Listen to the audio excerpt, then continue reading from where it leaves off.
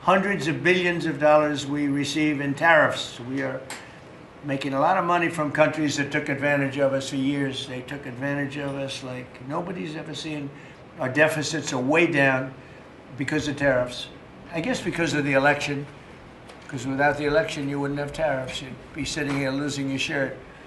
But we're taking in billions. We're really taking in trillions of dollars, if you think about it, Scott, because the real numbers, you know, when you think of all the money being poured into the country for new auto plants and all of the other things, AI. So what we're doing is we're taking a relatively small portion of that, and we're going to be giving and providing it to the farmers in economic assistance. And we love our farmers, and as you know, the farmers like me, because you know, based on voting trends, you could call it voting trends or anything else, but they're great people. They're the backbone of our country. So we're going to use that money to provide $12 billion in economic assistance to American farmers. $12 billion is a lot of money, Meryl. What do you think? Peanuts for you, though, right? Peanuts. She's a farmer of rice. This relief will provide much-needed certainty to farmers as they get this year's harvest to market and look ahead to next year's crops. And it'll help them continue their efforts to lower food prices for American families. And again, we inherited something that we inherited the worst inflation in the history of our country, and we're taking care of it. Farmers are an indispensable national asset, part of the backbone of America. I've always felt it so strongly. They're so important. Unfortunately, under Sleepy Joe Biden, he was a sleepy guy. Our farmers were crushed by the worst inflation in modern history and crippling restrictions on energy, water, and countless other necessities for farmers. And what they did to the farmer in terms of putting the brakes on was just absolutely unacceptable. In my first term, we had an agricultural trade surplus by a lot. We had a big surplus, meaning that we were exporting American agricultural products all over the world, making a net profit, and in many cases a very substantial profit. He came in and ruined it. Biden turned that surplus into a gaping agricultural deficit that continues to this day, but we're knocking it down. It's starting to go very good. In fact, China, as you know, is buying a tremendous amount of soybeans, and the number, I spoke with President Xi recently, very recently, and I think he's going to do even more than he promised to do. So I think the relationship is a very good one. I think he's going to do more than he promised to do, and what he promised to do is a lot. So we're very happy with that. In the last year, Biden bankruptcies rose by 55%, having to do with farms. So farm bankruptcies, commitments, and you know, Biden made none. He didn't make any trade deals having to do with the farmers or any of it. It's crazy. China committed. He was the worst president in the history of our country, by the way, in case anybody has any questions. China committed to over $40 billion of soybean purchases, and that's a commitment. And I asked President Xi if he could even up it, and I think he'll do that. I mean, not a commitment. The $40 billion is a commitment, but the soybean farmers are quite happy. Since my successful meeting in South Korea with President Xi, purchases have been made and soybeans are being exported out of the United States to China as we speak. And I say that our soybeans, I told this to President Xi, our soybeans are more nutritious than competitors. Somebody said, is that a Trump statement or is that real? In fact, you know who asked me that question? President Xi asked me that question. He said, really, I had never heard of it. And he was a food purchaser for a long time. But that's what I hear. And Japan agreed to $8 billion in purchases of corn, soybeans, ethanol, fertilizer, aviation, biofuel, and rice. You know, Japan never bought rice from anybody else. It's like a very important thing to them.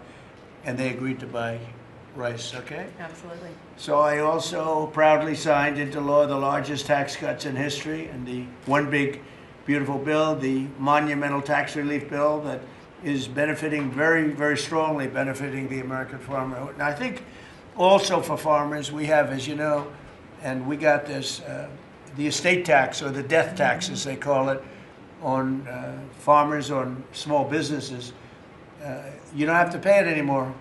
A lot of farms, you love your children, and your children are great, and they want to be farmers, and you leave the farm with your children, and a lot of farms are, sort of cash poor, land rich, cash poor, and the kids would go to the local bank or to any bank, and they'd borrow money to pay the estate tax, and they'd end up losing the farm. They go bankrupt, and a lot of death too, literally. Because they love their farm and they love their business and they love that way of life, they end up committing suicide. A lot of suicides. We have no more estate tax. How about that? Do you have children? I do. Well, let them know. Now, if you love your children, then it's good. If you don't love your children, you don't have to leave them anything. It doesn't matter what I just said. They're still young. I still love them. I have a feeling you love them. I still love them. I have a feeling you love your children. But the estate tax is a very big thing, so you don't have estate tax. You die, you leave your farm or whatever, or small business to your children, you don't have to pay estate tax. It seems to affect the farmer more than anybody else. Because you can have a farm that's very valuable, and therefore you have to pay a big tax, but it's not a big value in terms of cash. Maximizing domestic farm production is a big part of how we will make America affordable again, and bring down grocery prices for American families. And again, these are prices that we inherited. When I left, we were doing incredible. In 4 years, what they've done to this country in so many, and not even mentioning the border and the criminals allowed into our country and all of the other. So I just want to say it's a tremendous honor being with you.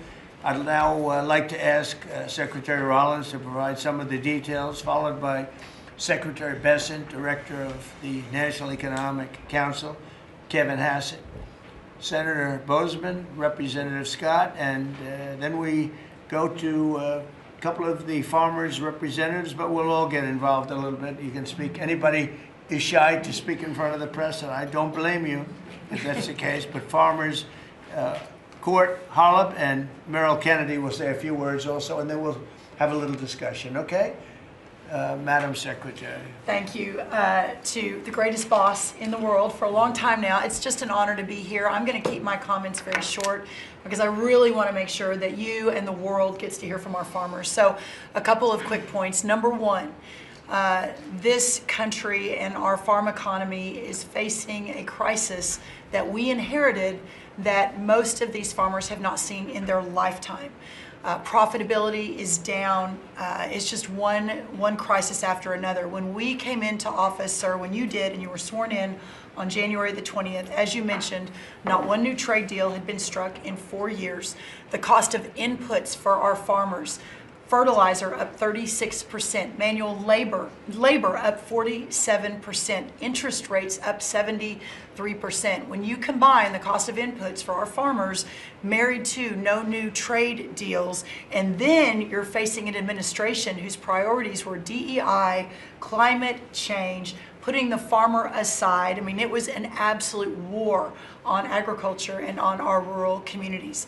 That all changed on January 20th. So as, sir, we are working, and you have been just so resolute. I mean, these are our people. Rural America is the fabric of our country. This is the way of life that preserves the American dream for the next 250 years as we celebrate the first 250 years. So we began to go to work immediately. What these elected officials sitting across from us did with the One Big Beautiful Bill, with a lot of help and direction from you, was the largest investment in rural America in any of our lifetimes. We will begin to see that effectuated next year in 2026. As we have fought to bring input costs down, you have talked about, and even this weekend did an executive order, signed one, on looking into the reason that so much of these costs have been driven up over and over. Equipment, again, fertilizer, seed, et cetera, et cetera. We have to make sure we understand why that is. And then the continuing of the additional trade deals across the world. And no longer will America be held and beholden to the regime of other countries' tariff infrastructure. Instead, we are moving our products out across the world. Having said that, and we have been listening to the farmers for the last 10 months, 11 months, sir, that the bridge that is needed to get from the last administration and what basically happened under the last president and the last U.S. Department of Agriculture to this new golden age for farmers, where instead of farming for government checks, they can farm to feed their family and sell their products and pass it on to the next generation, that this bridge is absolutely necessary based on where we are right now. So as the president said, we are very pleased to announce that today we are going to be effectuating an $11 billion bridge payment to our farmers. The money will move by February 28th of 2026, but by the end of this month, so just in the next couple of weeks, every farmer that is able to apply for it will know exactly what that number looks like. So as you are going to your lender, as you are working to ensure and understanding what you can plant for next year, you will have that number in hand. And we will continue to talk to our farmers, continue to understand exactly what this looks like and what is necessary. The final thing I'll say is 12 billion. Well, we're holding $1 billion back. So today we are announcing $11 billion. We are holding $1 billion back just to ensure that we are covering. So today's announcement covers all of our row crops, but some specialty crops and others that we are still working with to best understand where they are in the farm economy and ensure that we're making every forward-moving position that we need to. And then finally, as we move to this new golden age for agriculture and for rural America, as we continue to fight for these farmers and ranchers, their way of life, and those that are represented here represent hundreds of thousands of farmers across this country. Just know that this president, I have never been around anyone who every time we talk, he asks, how are my farmers? Every single time. So we will never stop fighting. We will make sure that we're doing everything we can to ensure the next 250 years is just as bright, if not brighter, than the last. So thank you, sir. Brooke. Thank you. And this money would not be possible without tariffs.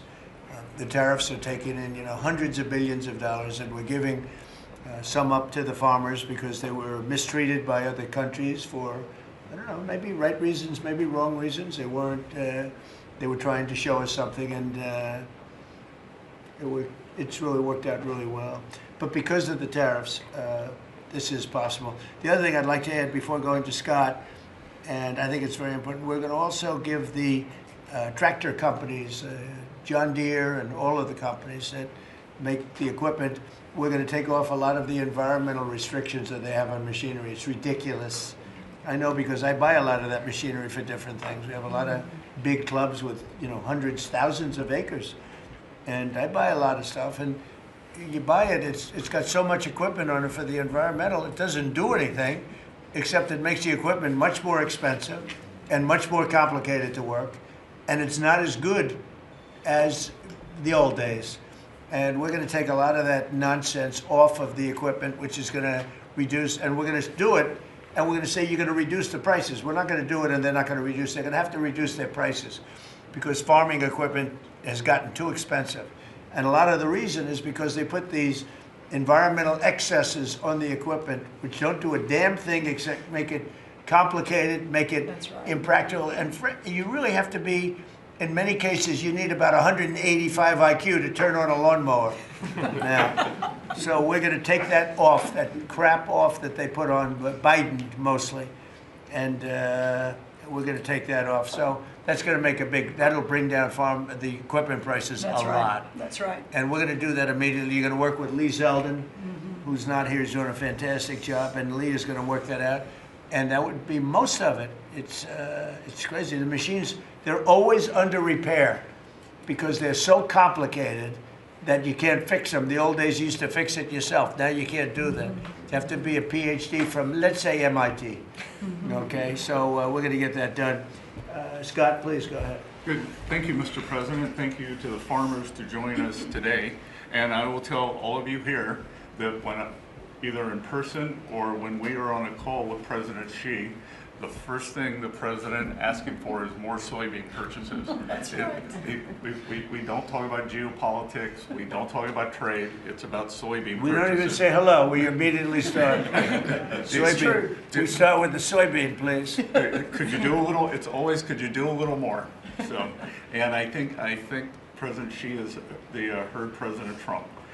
This group represents an American way of life that has fed our nation and its spirit for hundreds of years. You are the caretakers of the most productive agricultural country on earth. You drive hundreds of billions of dollars in exports, support millions of jobs, and keep America's economy running strong. And this administration is committed to keeping it that way. By putting farmers first, President Trump is ushering in a new golden age for agriculture. The President's $11 billion relief package for America's farmers comes at a critical time. These direct payments will give producers the breathing room they need to market this year's harvest and plan for next season. This serves as a liquidity bridge during a period of adjustment, supporting the strongest agricultural sector in the world. Add this to the President's success in reining in Biden-era inflation. Thanks to the administration's pro-growth policies, input costs like fuel and fertilizer are easing, and credit conditions are improving. Interest rates are coming down, helping farmers prepare for the next harvest. President Trump scored a massive victory for America's farmers when he secured an arrangement with President Xi in Busan to reopen China's markets to U.S. agricultural exports, especially soybeans, sorghum, and other commodities. Under this framework, China committed to purchase at least 12 million metric tons of U.S. soybeans this growing season, followed by a minimum of 25 million tons annually for the next 3 years. And it's not just China. At the President's direction, Treasury, USTR, and the Department of Commerce have secured supplemental purchases of U.S. agricultural goods in major trade agreements across the world to open new markets to America's farmers. The One Big Beautiful Bill also delivered transformative benefits for America's small farmers. It locked in full expensing for farm equipment and 100% expensing for farm structures built during the President's term. I believe Representative Scott and a group in the House, we were originally just going to do factories, and they called us and said, you need to do farm structures too, and the President said, we're all in. And it extended and enhanced much needed relief from the punishing death tax, giving family farms greater certainty as they plan for the next generation. Mr. President, thank you for putting America first by putting your farmers first. Through pro-growth, pro-farm agenda, you are ushering in a new golden age of American agriculture, and Treasury is proud to help in this. Thank you, Scott. You know what we'll do? We're going to go a little faster because the last meeting we had was 3 hours. We're the most transparent group, so if we can go faster, it'll be great. And then we'll take some questions from the fake news. Is that okay? Kevin, go real fast, Kevin. Yeah, I could go really fast, sir. Yeah. Sir, the farm economy, you always ask me to just get a few numbers to put it in perspective.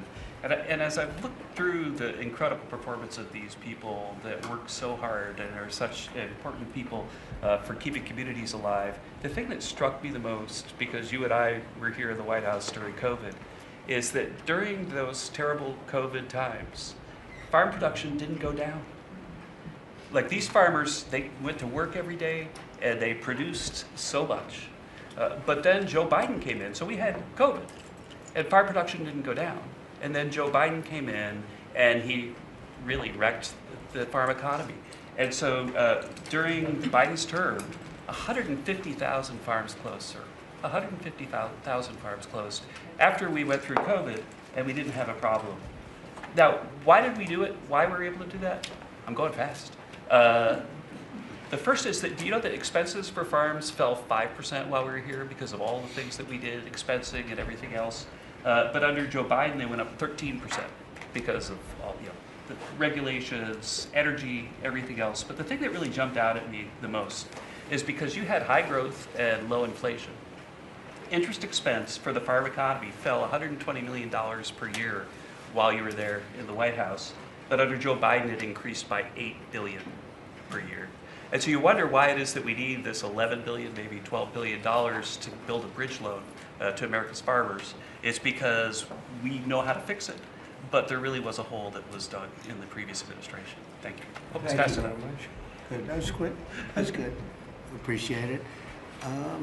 Senator, please. Yes, sir. No, thank you so much. Thank you for convening us this great announcement and all your hard work for farmers. I think I was reading the clips. I think yesterday you talked about, Mr. Secretary, about farmers needing certainty, and which is so true. This bridge note is one of those things that provides certainty. I also, as I was reading that, thought to myself, the one thing that farmers can be certain of is the fact that you've got their back, and you proved that through the years in the last administration and now this. I was giving a presentation to the Senate a while back, and I was talking about us having the cheapest, safest food supply of any place in the world. It's not just about the farmers in rural America. And so Marco Rubio was sitting by me prior to coming over here and becoming the great Secretary of State. But he punched me and said, "John, always remind him," he was head of the Committee on Intelligence then. He punched me, he said, "Always remind them, food security is national security." So this is important for so many different reasons. And again, I appreciate you for recognizing that, not only now, but when you were campaigning in your first election, how you treated the farmers in your first administration, and now stepping up. So we look forward to helping you. If we need some additional help, looking to Congress or whatever, we'll be there for you. So We're taking in so much money with the tariffs now that it's such a pleasure. Without it, we wouldn't be able to help you. We're making our country, we're the richest country in the world now. And, we have a big decision. Hopefully we're going to get the right decision. It's such a big thing in the Supreme Court right now. We have a lot of bad people opposed to us, people that hate our country. Other countries are involved, some real sleazebags that I know, political sleazebags. And they're trying to take that away from us. And we have other methods, but they're not as powerful. They're not as quick. Some of the wars that I solved wouldn't have been solved using those methods. So it's a very important thing, the tariff. The decision of the Supreme Court's a very important thing. And Scott, we can do it other ways, but it's slow and it's cumbersome, and it doesn't have the power. It doesn't have the national security power that we have. So I hope we're going to be successful. That's all I can tell you. Austin, please. Thank you, John. Well, first of all, President, thank you for the selection of Brooke Rollins as Secretary of Agriculture. That was a big first step. You want to keep her? Absolutely. Can I Absolutely. butt in and second that? She's not only her, but her staff does a tremendous job. I agree. And Remember we really eggs? do Remember we came in appreciate and all she does. Absolutely. the people in the media, I'm going to be nice, people in the media were 3 days into office, Susie, right? They're saying egg prices are up like 90% more than that. And I said, I just got here. I didn't know about it. I just anyway, she got those prices down to below what they were before. She's doing a great job. Now beef is starting to come down, and some other things are starting to come down. Again, we inherited these problems, but we're getting them down. Go ahead, please. She's a fact-based decision maker, and the egg issue is where I learned about her. She said, we're not going to use a vaccine that doesn't work. We're going to develop a vaccine that does. Right. And that is 100% what it takes. And so we have to make decisions based on facts. And President Trump, the trade issues, I want to thank you for exposing what other countries are doing to us. Yep. I want to mention one specifically for the benefit of Kevin and Scott. I hope they're paying attention to it, but the European Union deforestation regulation, where they are imposing on our landowners rules that were established for Brazil, and now they're telling the American farmer what they can and can't do on their own land through this European Union deforestation regulation. Now, what is it? Explain that. They are telling the American farmer that if their timber is cut and they are going to use that land for pasture land or for production agriculture, that they will not take the timber or the byproducts from the sale of that timber. And I have talked with James a little earlier about we need to make it clear to Europe, Mr. President, If you could give me a 2-paragraph statement on that, I will give that to them, and they will do what they have to do. Yes, sir. We're always helping them, and they do this kind of stuff. And they pass little regulations that cost billions of dollars. It takes them 2 minutes to do it. They do it. Very tough. No good. You give me a couple of paragraphs. That's all. We don't have to do a lengthy study, and I'll get that changed fast. Okay? Thank you very much, President. We love you. It's And, incredible. It's incredible. I mean, every day it's something else. a country that can't feed itself doesn't know what freedom is. And so thank you for making sure that our farmers have the tools that they need so that we as a country can feed ourselves. Well, just what you said to me about, the European Union, and I guess the European Union, right? We have to be able to act quickly with tariffs. We can't just, go to a committee, go to a study that takes 7 months and talk. We got to be able to act quickly. So thank you very much. Thank you. John? So, thank you. I think that's the message from Farm Country is thank you very much. In the Working Family Tax Relief Act, or as my young staffers call it, OB3, there is a tremendous amount for farmers and ranchers. You mentioned the credit as far as estate tax, which is so important. You analyzed it just right. But also in there, we enhanced ARC and PLC, which is a countercyclical safety net, thanks to the strong leadership of Senator Bozeman and our colleagues in the House. We also included the Farmer Act, which was my bill to make crop insurance more affordable. These tools will kick in next year, Mr. President, in a big, big way for our farmers. Big time. And people aren't even really looking at it yet. But it's going to be a very big deal. So today is all about bridging to get there. And I want to thank Secretary Bassett and Jameson Greer. They're tremendous. And they're negotiating hard out there for farmers and ranchers. And I know it's because you're setting the tone. But this is that bridge. And so we need to come back to Secretary Rollins. Thank you. Your leadership on this was vital. And Mr. President, you're right, they love you in Farm Country out there. All you have to do is drive out and see the flags and the signs all over the fields. on the hay bales, right? It's a great honor. They're great So, people, the best people. This is really important. Really important for our farmers and ranchers. Thank you very much. You're doing a great job too, John. Thank you. And whatever we need, we get through the Senate, we get through the House, we'll get it done. I think we'll start maybe with Court Hollop, and you come from that place that I'm very happy with. I hail from the great state of Iowa. I'm surrounded here by some of the greatest farmers in the area and from across the country. Anything from rice farmers, we've got all sorts of cotton farmers, everything. Everything is here represented so well. And first off, from me, I want to say thank you for this bridge payment. It's Christmas early for farmers. And just to kind of have an icebreaker here for the story, I've got a 2-year-old little boy at home. 2-year-old little boy and a 4-month-old little girl. And the other day I was reading my little boy a story at night, putting him to bed, and he said, "Daddy, I don't want Santa Claus to come to our house for Christmas. I want President Trump." and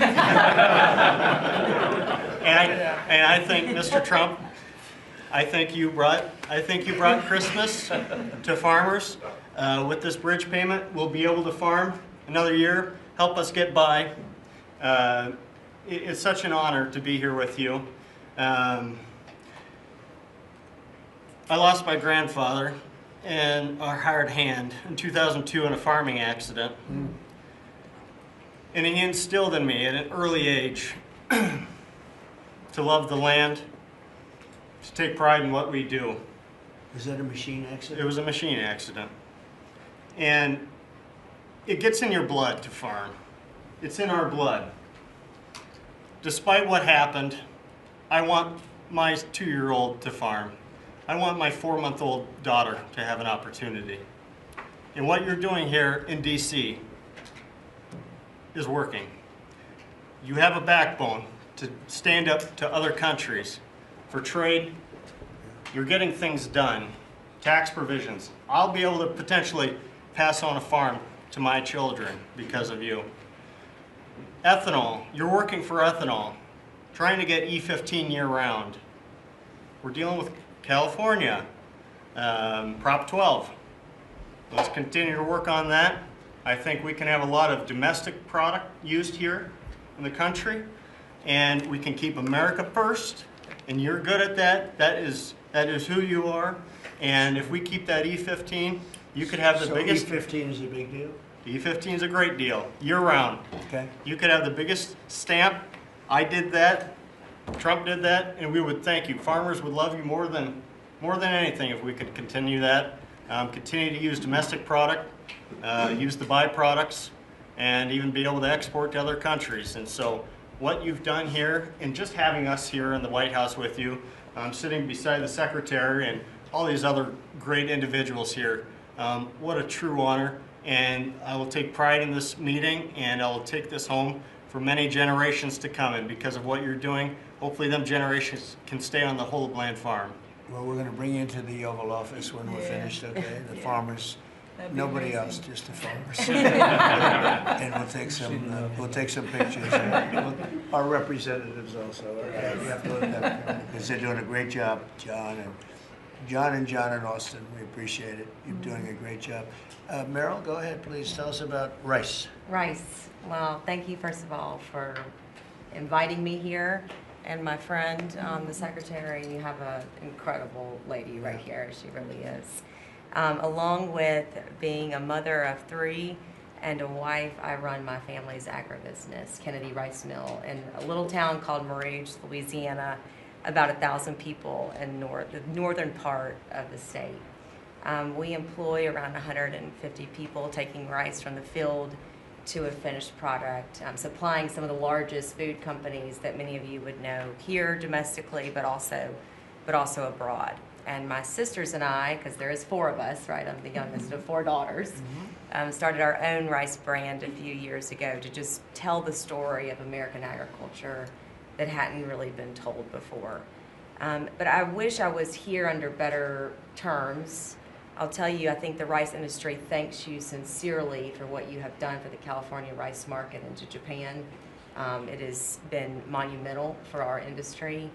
But us in the South are really struggling. I mean, this is not just a crisis. I would say it's almost a market dynamics that really are true in an anti-competitive nature, right? So it follows what you sent out this weekend. And we do believe that countries are dumping rice into this country today. We've never seen imports this great. Which countries? India, Thailand, even China into Puerto Rico. Puerto Rico used to be one of the largest markets for U.S. rice. We haven't shipped rice into Puerto Rico in years. So this has been happening for years. This didn't start during your administration, but unfortunately, we're seeing it in a much bigger way now. The tariffs are working, but we need to double down because You want more? I mean, well, they're cheating, right? They're Yeah, they're just Could I ask subsidizing and then Scott, and then India, they- tell me about India. Why is India allowed to do that? They have to pay tariffs. Do they have an exemption on rice? No, sir, we're still working on their trade deal, so we'll... Yeah, but they should be dumping. I mean, I heard that from others. You can't do that. There's Okay. a WTO case against India Give me right now. give me the countries if you could. Go ahead. India. Who else? So Mark it India, down. Which is good. Yes, sir. India, Thailand, China into Puerto Rico, not into the continental U.S., but into Puerto Rico. Those are the main culprits. So Puerto Rico used to do a lot of business, and now you're 100% Puerto Rico was U.S. based, all right. and So now easy to it's, settle. Okay. but there's others too, and I can get you a full list. Give as me well. a full list. Yeah. Of course I can. All right. So. Go ahead. So truly, this is a national security issue. I think you put it just perfectly. And so I want for all of us in the room to know that rice is more than just a commodity. It's a currency in many of these countries. And you love rice, right? I You love it? rice. Yes, I'm going to get you to love rice too. You know, the next time you're not going to have a button for a Coke, you're going to have a button for a rice. You know? I get a little bit of rice. But The farmers our- love what they do. yeah, It's true. Well, our farmers can feed this nation and many nations abroad, but we need fair trade, not free trade. And so we appreciate what you've done today. We appreciate what you did in the big, beautiful bill. I mean, my word, you really changed reference prices. And, we're hopeful that we can even move that further. I know that rice prices right now are the lowest they've been in over 40 years. So we're going to struggle. We're going to max out on our payments probably. So that's something that I know those in Congress can potentially help us with to change. But again, we appreciate everything you're doing. That's solved so quickly with tariffs to these countries that are illegally shipping. It's solved. Your problem is solved in one day. That's why we have to win the Supreme Court case. In one day, that problem's solved. It's so unfair. They go out of business. They put everyone out of business. That's what they did to our car industry. We lost more than 50% of our car industry because of that. We lost our chip industry. It went to Taiwan because of that. If you had a president that said, no, you can't do that, it's 100% or 200% tariff on chips if you make them outside of the United States, we would have never lost our chip industry. But we're going to have 40 or 50% of it back very shortly because they're all coming in now from Taiwan. They're building chip companies. But it's the same thing with rice. Thank you, darling, Yeah. very much. Thank Really you. nice. Well, it'll be good. We'll Thank you. get it solved very quickly. We just need the countries. We just give us the names of the countries. Yeah. Tariffs, They again, own it the solves largest the problem in 2 minutes. Yeah, they've bought the largest brands at retail too, right? So they have an incentive to subsidize their products so that they can keep it on the Yeah, shelf. who did that? The Indians own the 2 largest brands. They won't take care of it. It's Thank it's so easy. So, do you have any questions? Yes, President Trump. How are How you? about keeping it on farming? Well, your team answered Supposed all to- of my questions on votes. farming, but I do. Do you have a farm Mr. question? President, in the interest of affordability with this aid package, I assume that that's something you want consumers to see before midterms next year. How quickly will that affect prices at the grocery store? Well, I think the prices are going to be going down already. I mean, the prices are way down. We brought prices way down from what it was. We inherited high prices. We inherited the biggest inflation in the history of our country. That means prices going up. And we brought it down very substantially. Now inflation is essentially gone. We have it normalized, and it'll go down even a little bit further. You don't want it to be deflation either. You have to be careful. But we brought it way down. We had inflation that was the highest in the history of our country. They say 48 years, but I say the history. 48 years is pretty bad too, right? So we're solving those problems. President Trump, We're would bringing them way down, yeah. Would you consider MAHA incentives for farmers that go by MAHA guidelines? Well, a lot of the farmers like those MAHA guidelines, yeah. So, Yes, I sir. mean, they do. We like MAHA. How do you feel about Yeah, that? let me answer that. So this is another reason, I didn't mention it, but this is another reason I think that what we're moving into is a golden age for agriculture. As Secretary Kennedy and I, and across our cabinet with the president's leadership, focusing on making America healthy again, the undergirding foundational effort in that is our agriculture industry. It is our farmers and our ranchers. So as the new dietary guidelines come out in early January, where USDA alone spends $400 million a day on nutrition programs, that's a whole other SNAP, fraud, et cetera. But when you think about what a market mover that is, as we begin to move the market toward more locally produced, American-made, healthier products, closer to the schools, the hospitals, et cetera, you again begin to open up so much of the market for the great products produced by these farmers instead of ultra-processed foods out of a box. So there's a lot that's going to be coming on that as well. I'm really excited. President, I have a question. It's not related to farming, but if you'll entertain, I'm Kara from Lindell TV, Kara Kashnov, and I'm not fake news, just so you know. And everybody's talking about the pipe bomber over the weekend, the suspect that was taken into custody. I reported on Biden's kangaroo court for 4 years, and this is an important question to me. Everyone knows that J6 was a Fed's direction to set you and your supporters up. So my question is, what's your gut instinct about the new pipe bomber suspect taken into custody? Does your instinct tell you that he acted alone? And also, Mr. President, how do you feel about the lead prosecutor on the pipe bomber case? Jocelyn Ballantine is the same prosecutor that allegedly asked the J6er to lie to frame you for J6 when you did nothing wrong. What are your thoughts? Well, thank you. I really appreciate that question. It's sort of a statement, and I appreciate it very much.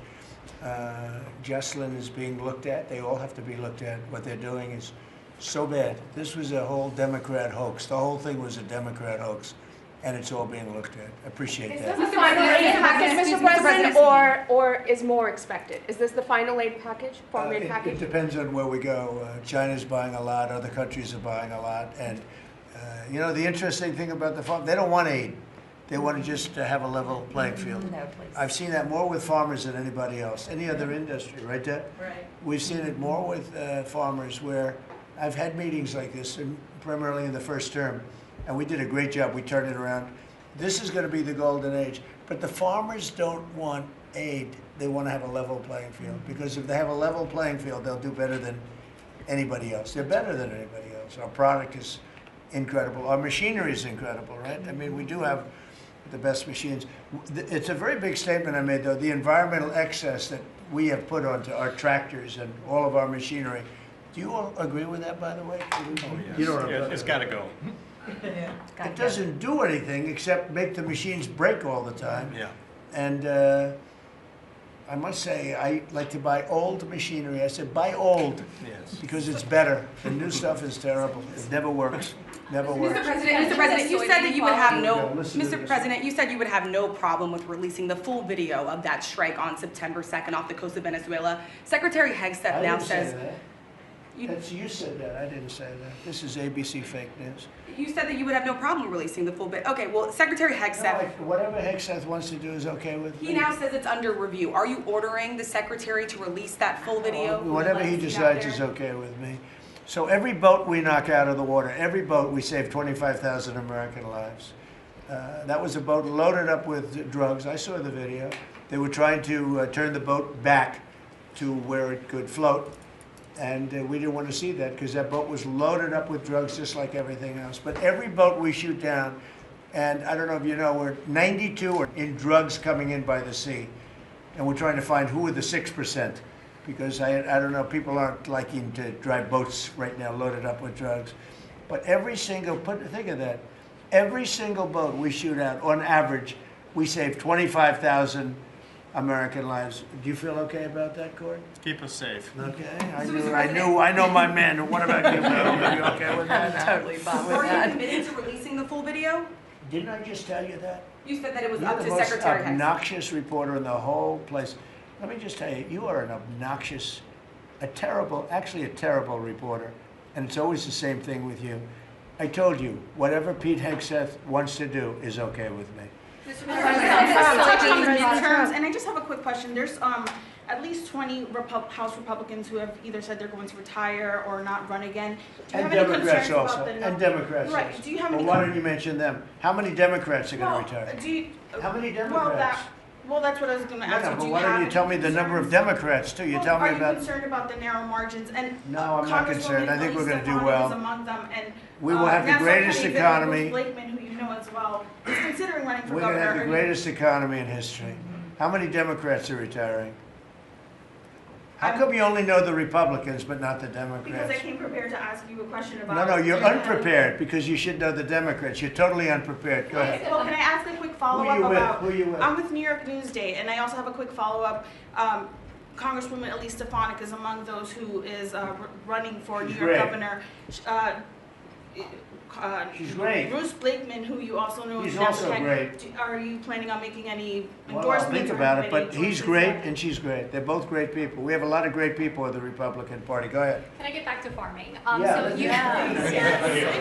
you, so you talked about the profitability issue, the machinery playing a role in that. Right. And fertilizer plays another role in that. A Right. lot of that, the way I understand it, it comes in from Canada, different countries like that. What are we doing to bolster domestic fertilizer production to help make that more affordable? And then I think that will transition Well, one down of the pipe. things, a lot of it does come in from Canada. It does. And so we'll end up putting very severe tariffs on that if we have to, because that's the way you want to bolster here, and we can do it here. We can all do that here. But I would say what you do, you put very severe tariffs on from coming into other countries. You'll be making your own fertilizer very soon. In fact, Secretary Burgum, this cabinet is so remarkable. Instead of just seeing each other every month, we're literally talking every day, multiples of times a day. But our Secretary of the Interior, I, and Secretary Besson and others, we have a whole plan in place, including the reshoring of fertilizer and the opportunity to do it in America. Having said that, we've also, per the President's guidance, issued a directive. These fertilizer companies, the seed companies, the equipment companies, all of the above, as our farmers have struggled year over year, the meat packing companies continue to make, a lot of money, hand over fist, a lot of foreign-owned companies. So that's why the President has been very unequivocal in saying we got to figure out why all these input costs are skyrocketing and all of our farmers are struggling, which we're going to do. So That is a when they great take- question and When very they take like important. fertilizer out of the country, all of a sudden we don't do it anymore. Then they start charging and sending the, very high prices from other countries, whether it's Canada or somebody else. We're not going to let that happen. Okay? Mr. President, on the quality $12 million of figure. foreign produce, You spoke about soybeans and how the quality here in the United States obviously is a lot better. That's what I've heard. Yeah, is the default of this administration, because that's an issue I understand with root vegetables, citrus as well. Is the default of this administration that even if it's a little bit more expensive homegrown, you will choose homegrown over cheaper produce abroad? I like homegrown. You know, some things we can't grow because we don't have the heat. There are some things, you know, little delicacies, or maybe not such delicacies, but they grow better in warmer climates, very warm climates actually. But for the most part, I like homegrown. Mr. President, thank you. One on this announcement and then one on foreign policy, if I may.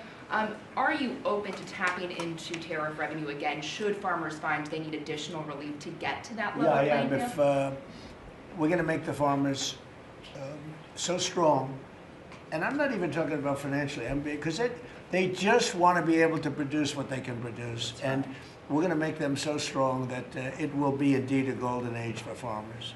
And then on Russia and you know, we had it going in the first administration, and then Biden came in and ruined everything. They had no idea what they would. They did. I mean, I think they hated the farmer. I love the farmer. That's why I got 94% of the vote from the farmers. But they hated the farmers. I love the farmers. Go ahead. And then on Russia and Ukraine, obviously your administration has been having talks with each side. Given that there is no peace deal at this point, will your administration stay engaged in those talks to effort a peace deal? We just want to see people stop from being killed. You know, we don't, as you know, Joe Biden gave them $350 billion. You know what I gave them? Nothing. I gave them, well, I did give them javelins at the beginning and knocked out a hell of a lot of attacks. But and Obama gave sheets. Remember, Obama gave sheets and I gave javelins. But no, we have a great situation going over there, except for one problem. You got a lot of people dying, and I want to see that stop. So you have mostly Ukrainian soldiers and Russian soldiers. Last month, 27,000 soldiers died, mostly soldiers. A few people from the dropping of a missile in the middle of Kiev or wherever, which is a terrible thing. But mostly soldiers. 27,000 soldiers died last month. That's what I want to see stop. We, as you know, we now sell equipment to NATO at full price, and NATO takes that equipment and probably gives it to Ukraine. I guess they could give it to others too, but for the most part, give it to Ukraine. And they're working with Ukraine in terms of distribution of equipment, missiles, etc. But we aren't spending money. What we are doing is spending time on a humane basis. We want to see if we can stop the killing of 27. It would have never happened. This war would have never happened if the election weren't rigged. If I were president, this war would have never happened. President, do you support the Paramount deal that you talked a lot about the soybean purchases? You talked a lot, obviously, about China's soybean purchases. Some lawmakers from North and South Carolina have raised concern that U.S. tobacco farmers were told that China would not purchase flu-cured tobacco this year. Has that come up in your conversations at all? I haven't heard that, but we're doing well. The tobacco people, because of the deals I made, they're doing very well. But that could be, if it's the case, I can get it solved very quickly. Do you know how you settled on this $12 billion or $11 billion plus one more $billion figure? We looked at how they were hurt, to what extent they were hurt.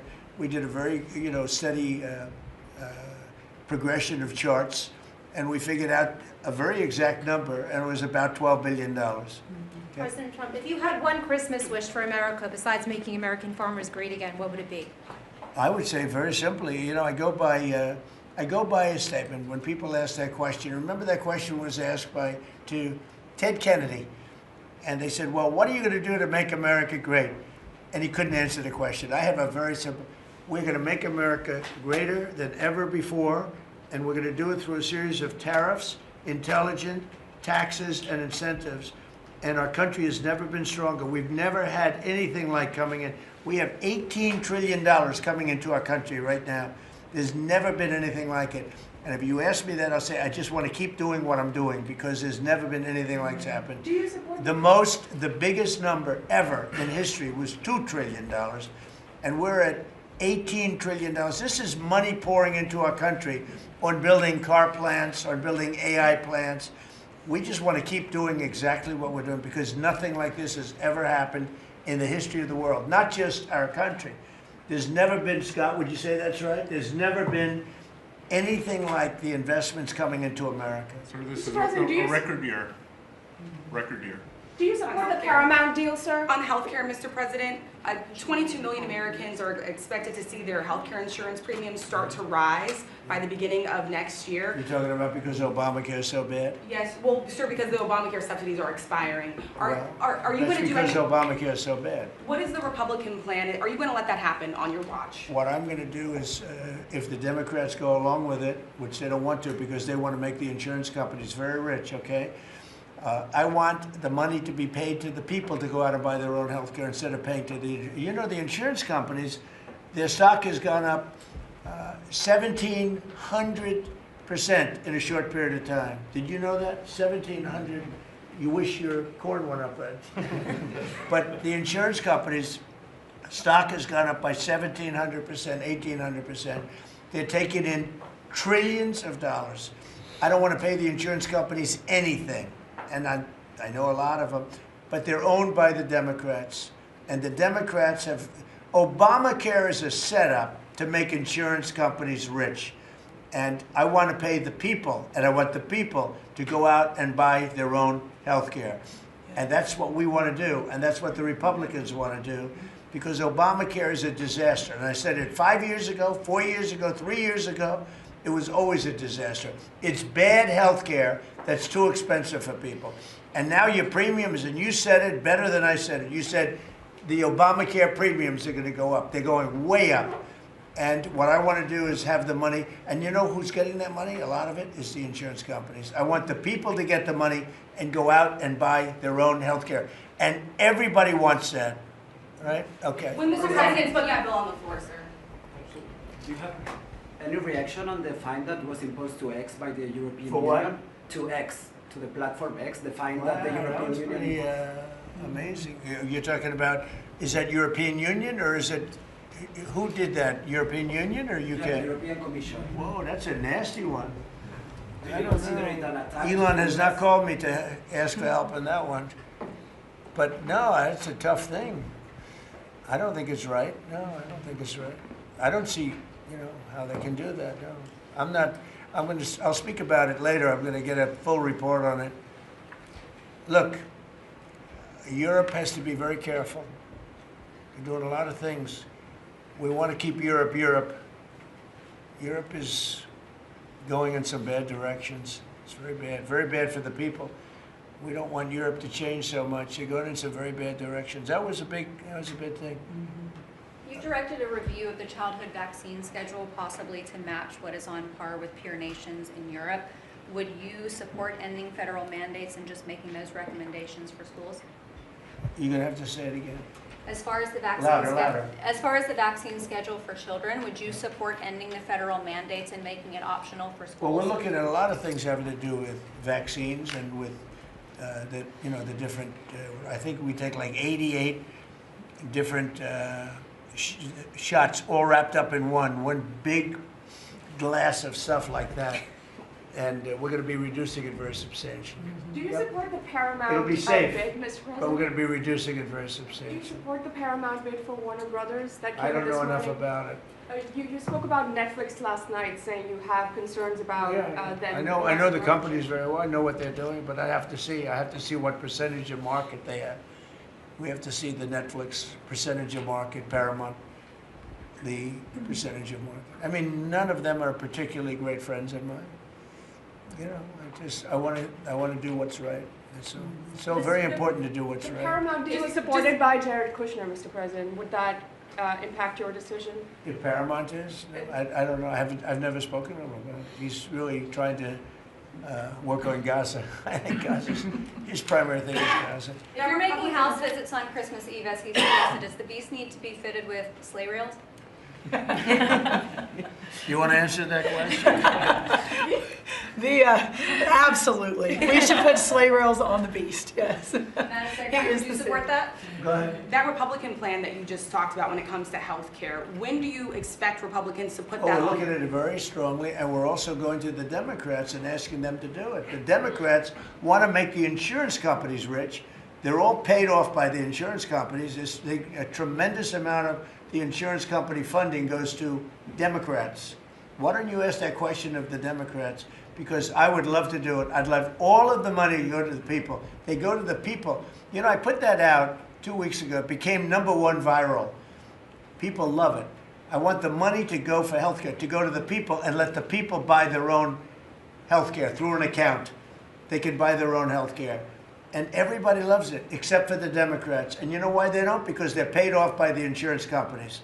Okay, what else? Yeah, Alina Habba says she's stepping down as U.S. Attorney for the District of New Jersey after the courts disqualified her. Do you have any comment on that? Well, she's not disqualified. You've got a blue slip thing that's horrible. It's a horrible thing. It makes it impossible to appoint a judge or a U.S. attorney, and it's a shame. And the Republicans should be ashamed of themselves that they allow this to go on, because I can't appoint a U.S. attorney that's not a Democrat, because they put a block on it. So if you appoint in Virginia or in New Jersey or in California a U.S. attorney or a judge, I mean, a judge situation is ridiculous. The only people that you can get by are Democrats, because they will put a hold on it. If I put up George Washington and Abraham Lincoln to be U.S. attorney in New Jersey or to be U.S. attorney in Virginia, we have Democrat senators, they will not approve them. And this is a gentleman's agreement that's lasted for too long, and it doesn't make it, especially in light of what's going on today. It means you can't appoint a Republican U.S. attorney, and we don't play the same game with them, but they do. And I hope that somebody speaks to Senator Grassley about doing something about the blue slip, because I'm telling you, John, I put up great people, top people, highest education, the best lawyers to be like U.S. attorney, and both senators, it only takes one, but if they're Democrat senators, they say we're not going to approve it. I had a couple of them say, why don't you appoint Democrats? All because Senator Grassley, with his blue slip stuff, will not let anybody go by. By the way, the Democrats have violated the blue slip provision on numerous occasions, but we don't do it. And what it means is, I guess I just have to keep appointing people for 3 months and then just appoint another one. And it's a very sad situation. We're losing a lot of great people. We have about 7 U.S. attorneys who are not going to be able to keep their jobs much longer because of the blue slip. Because unless, I think I know why they did that, to protect their ass. Okay, that's why they did that. But it should be done away with. I want to be able to appoint the most highly educated, the most respected people. They can't keep their jobs because of the blue slips. Terrible. Okay, thank you very much, everybody. Thank you. The farmers, let's come into the Oval Office. All right, Deb, come on. We're going to go into the Oval Office. You're going to see what a real office is. Keep your little... Thank you, Press. Let's go. Thank you. I keep it. Keep going. Thank you, Press. Hey, Tyler. Thank you, Press. Let's go. Let's go. Thank you. Thank you, Press. Keep going. I know. Thank you. Hey, Deb, Thank you, Press. you know I cannot appoint anybody. Huh? I can't appoint anybody. They're unplugged. Everybody I've appointed, their time is expired. And then they're in default. And then we're losing weight.